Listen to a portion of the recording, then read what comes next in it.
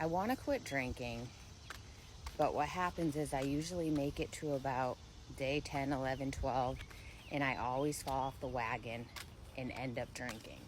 It happens every time, and I don't know what to do. And if that's you, I can totally relate to that.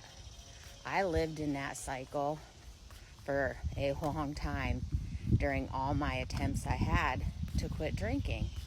And now being 22 months sober, looking back at that whole cycle, here's what I've learned.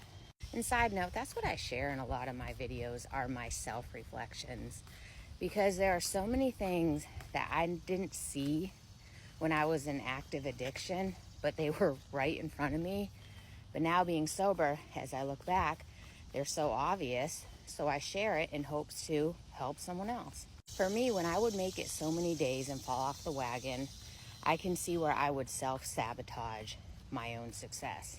And you say, why would you do that?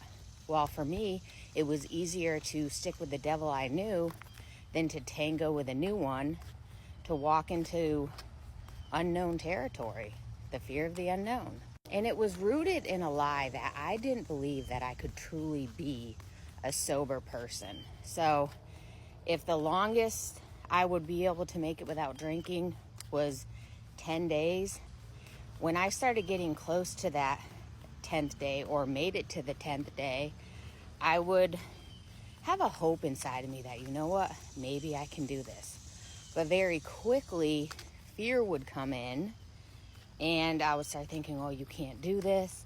You can't be a sober person. Look at your track record. You've never been able to do this before. So instead of acknowledging that as a lie and keep moving forward in my sobriety, I would cut the rope there, because it was easier to just end it then, self-sabotage it, than to hold on to hope and keep going just to have it all squashed later on down the road.